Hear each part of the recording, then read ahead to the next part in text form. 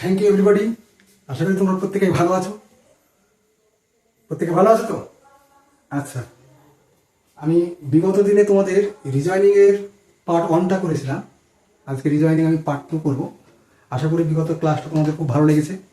আজকেও চেষ্টা করবো রিজয়নিং তোমাদেরকে খুব ইজি করে করানো, ইজি করে শেখানো। চলো যাই।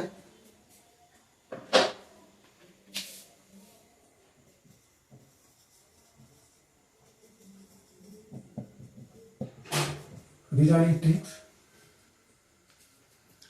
এই বিষয়টা প্রতিদিন প্র্যাকটিস করতে হবে। যদি প্র্যাকটিস না করো, বিষয়গুলো খুব ইজি মনে হচ্ছে, কিন্তু নিয়মিত প্র্যাকটিস না করলে ভুলে যাবে। কারণ এগুলো উপস্থিত বুদ্ধি দিয়ে এইগুলো সমাধান করতে হবে। কারণ এর কোনো ধরা বাঁধা নিয়ম নেই যে এই নিয়মে এটা করেছি বলে পরেরটা এই নিয়মে হবে। হ্যাঁ, তবে এইগুলো নিয়মিত প্র্যাকটিস করতে করতে তোমাদের ধারণা হয়ে যাবে। আপনা আপনি তোমরা বুঝতে পারবে ফিগার দেখে যে এই ধরনের রিজয়নিংগুলো এই সিস্টেমে হয়, এই ধরনের রিজয়নিংগুলো এই সিস্টেমে হয়। তাহলে আমরা কি করেছিলাম বিগত দিনে? বিগত দিনে বলেছিলাম যে রিজয়নিং এর একটা পার্ট তোমাদের দেখবা অ্যালফাবেট দিয়ে থাকে। এ থেকে জেড পর্যন্ত আমি যখন রিজয়নিং করতে শুরু করবো তখন এ থেকে জেড পর্যন্ত আমি লিখে দেবো, এবং সেগুলোর সিরিয়ালে আমি A B C D E F এইরকম সিরিয়ালে আমি সংখ্যাগুলো বসে রাখবো। কারণ অবশ্যই তোমাদের একটা এরকম অ্যালফাবেট দিয়ে একটা রিজয়নিং থাকবে, তাহলে তোমাদের এই সিরিয়ালগুলো কাজে লাগবে। যখন আমি এই আলোচনায় গেলাম, তাহলে এই ধরনের একটা রিজয়নিং আমরা করে দেখি আমরা পারি কিনা। যেমন ধরো, if f সমান 6, ক্যাট সমান হচ্ছে 24, তাহলে পরে ওয়ার্ড WORD সমান কত? খুব ইজি। এখানে দেখো, তাহলে আমরা কি করেছিলাম, এ থেকে একবার অ্যালফাবেট গুলো নাম্বারিং করে নিই কিছুটা, সেখান থেকে কি ধারণা আসে দেখি।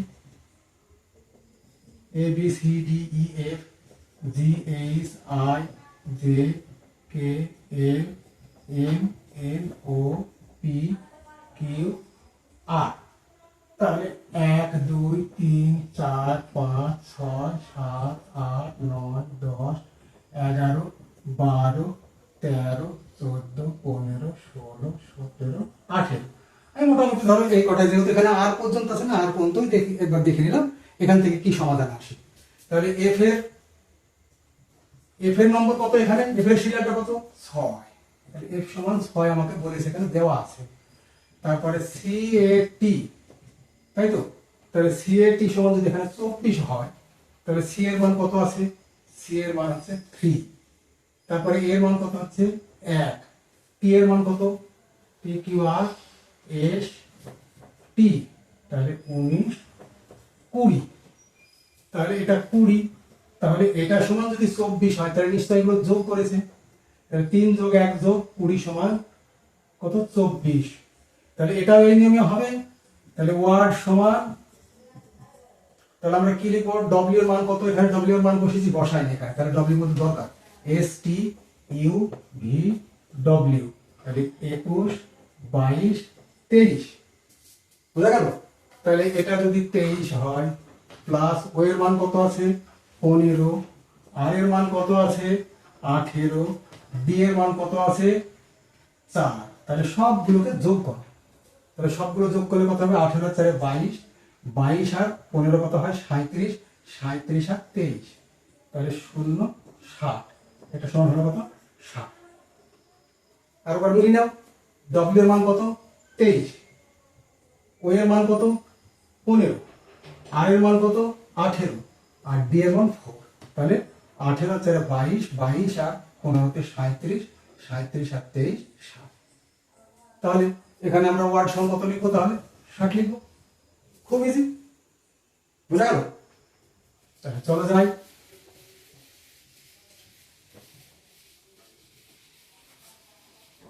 তাহলে আরেকটা করি এই ধরনের জিনিস। ডিআইজি, দিক সমান 41, হলো।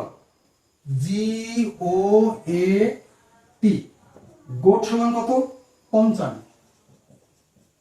তাহলে পরে fact F A C T সমান কত? চেষ্টা করো দেখি তোমরা করা যায় কিনা। যেহেতু এগুলো তোমার অ্যালফাবেট দিয়ে, তাহলে অ্যালফাবেটের এই মান বসিয়েই হবে। তাহলে আমরা একটা দেখি, ডি আই জি, ডি সমান 41, তাহলে 41 আসছে কিভাবে দেখি। তাহলে ডি এর মান কত? 4, আই এর মান কত? 9, আর জি এর মান কত? জি এর মান 7। তাহলে আমরা এটা যদি গুণ করি, 4 9 36, 36 এটা গুণ করলে অনেক বড় ফিগার হচ্ছে 9। তাহলে আমরা যোগ করে দেখি, 7 আর 9 কত হয়? 16, 16 আর 4 20, 20 তো এখানে আসছে না, তাহলে 20 কে যদি আমরা 2 দিয়ে গুণ করি তাহলে হয় কত? 40, যোগ 1 যদি করি তাহলে 41। আমরা এই অপশনটা ধরে নিতে পারি। দেখি পরবর্তীতে কি হয়। জি ও এ টি, তাহলে এখানে জি এর মান কত আছে? জি এর মান আছে 4, ও এর মান কত আছে? 15, এর মান কত আছে? 1, টি এর মান কত আছে? 20, তাহলে 20 আর 1 21, 21 আর 20 আর 1 21, জি এর মান 4, ও এর মান 15, এর মানে ওখানে গোড ছিল না, গোড, এটা টি হবে, এটা ডি হবে।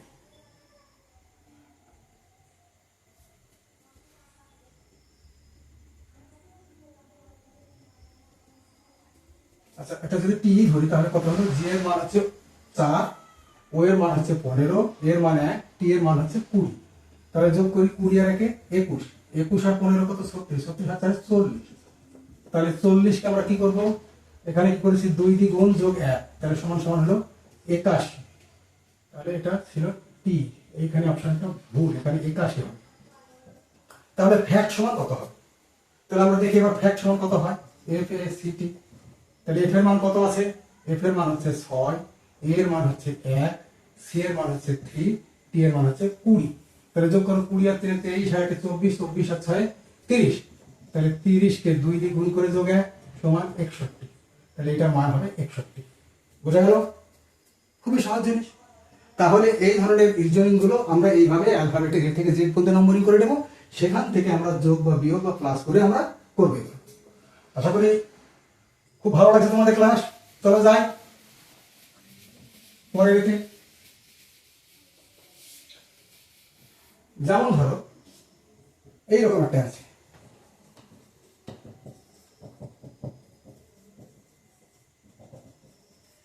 কত? দেখো তো কিভাবে এটা করা যায়, মাথায় আসছে না? আচ্ছা, যদি আমরা এইভাবে করি 8 যোগ 8 সমান 16, এটাকে যদি 2 দিয়ে ভাগ করি তাহলে হলো 8, এটা চলে আসলো। তাহলে আমরা যদি এটা করি 8 যোগ 8 যোগ 8 সমান কত? 24, এটাকে যদি 2 দিয়ে ভাগ করি তাহলে কত হবে? 12। তাহলে এই নিয়মে যদি এটা হয় তাহলে এই নিয়মে এটা হবে। খুব মজার জিনিস, কারণ ডিজাইনটা বুঝতে পারলে খুব আনন্দ পাওয়া যায়। আমি আশা করি তোমরাও আনন্দ পাবে, কারণ 1 দিন 2 দিন 3 দিন কন্টিনিউ আমরা ক্লাসগুলো একটু ফলো করো, দেখো খুব ভালো লাগে, মজা লাগে, এবং ব্রেন শার্প হয়। মেন কথা হচ্ছে রিজনিং টিপসগুলো করলে পারে ব্রেনটা আমাদের শার্প হয়। তো চলো যাই, এটা নোট ডাউন করে দাও। আর একটা দেখো,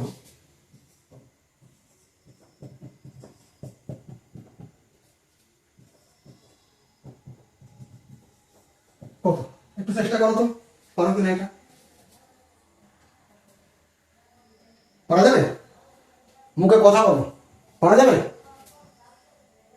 স্যার এটাও তো আলাদা, তাহলে কি করে হবে দেখি।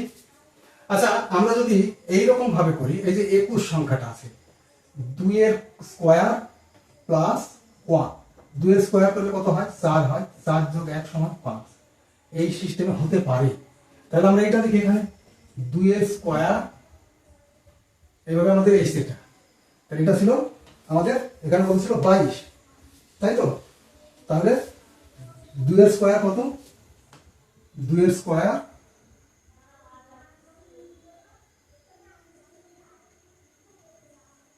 এটা ছিল 5, তাই তো? ভুল বলেছি। তাহলে 2 এর স্কোয়ার প্লাস 1 সমান এখানে 5 হলো। তাহলে যদি আমরা 5 এর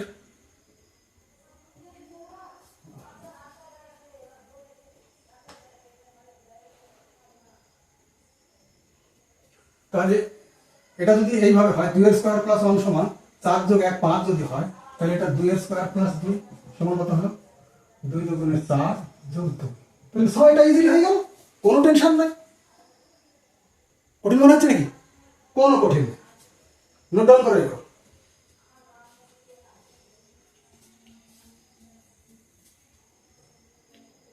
হয়েছে? চলা যায়।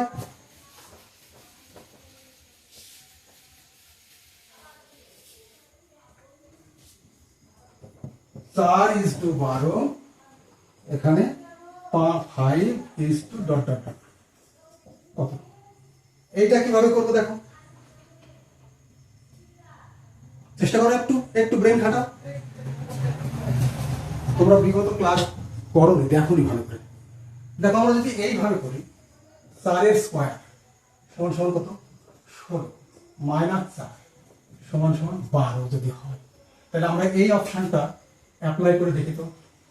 5 এর স্কয়ার মাইনাস 5, তাহলে কত হয়? 25 মাইনাস 5 সমান 20, তাই তো? এখানে আমরা কি করেছি? 4 এর স্কয়ার করেছি, করে যেটা হলো সেটা আমরা 4 মাইনাস করলাম, তাহলে এটা 5 এর স্কয়ার করে 5 মাইনাস করলাম, তাহলে 20 হয়ে গেল। দেখো কত ইজি। ভালো লাগছে ক্লাস? ভালো লাগবে। চলো যাই আর একটা উদাহরণ।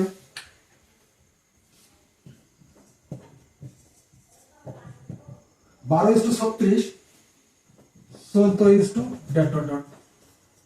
কত? এটা কিভাবে করবো দেখো,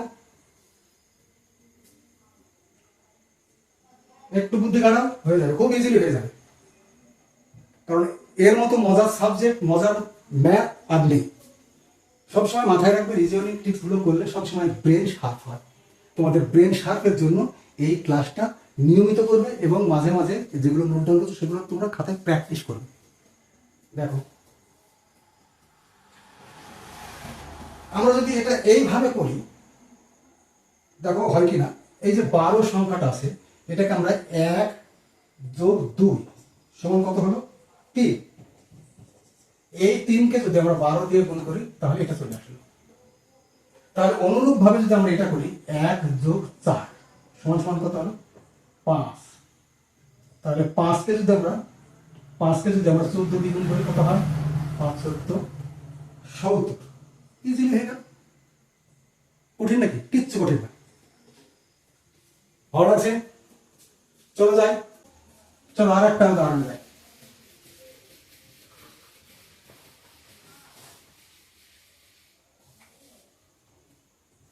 6 ইজ টু 12, তারপর আছে এখানে 4।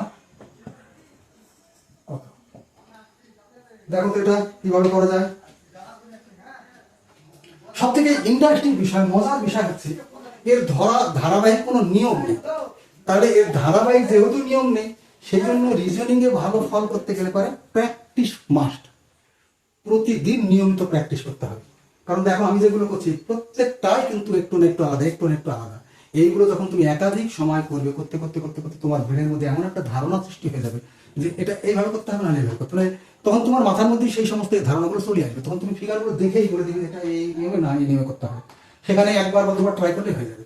সেখানে যেহেতু তোমাদের 4টা অ্যান্সার অপশন দেওয়া থাকবে, 4টা অ্যান্সারের মধ্যে কোনো একটা অ্যান্সার যখন মিলে যাবে তখন সেটাকে নির্বাচন করবে, সেই সিস্টেমটাকে, সেই পদ্ধতিটাকে। চলো দেখি এখানে দেখো 6 আছে, তাহলে 6 যদি আমরা ঘন করি তাহলে কত হয়? 6 ঘন 6 গুণিত 6 গুণিত 6 কত হয়? 6 গুণিত 6 গুণিত 6 সমান হচ্ছে 216। তাহলে 216 এই সংখ্যাটা যদি আমি গুণিত আকারে নিই তাহলে কি ফিগার আসতে পারে? 6 কে 6, 6 দুগুণে 12, তাহলে এই ফিগারটা চলে আসছে। তাহলে অনুরূপ ভাবে আমরা যদি 4 এর ঘন করি, তাহলে 4 এর ঘন মানে 4 কে 3 বার গুণ সমান হচ্ছে 64। তাহলে এখানেও যেহেতু গুণ করে পেয়েছি, এখানেও গুণ করে নেব। তাহলে 4 6 কত হয়? 24। তাহলে এটার অ্যান্সার হয়ে যাবে 24। ঠিক আছে, নোট ডাউন করো এটা।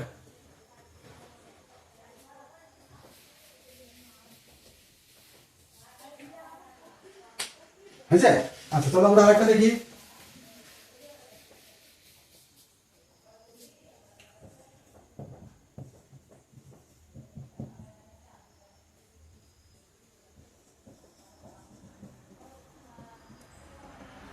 দেখো তো এই ফিগারটা কিভাবে আসবে।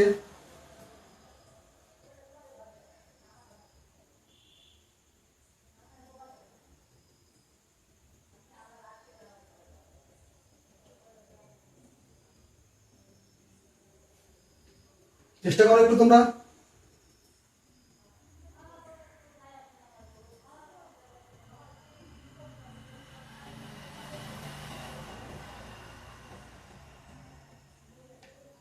আসছে না মাথায়?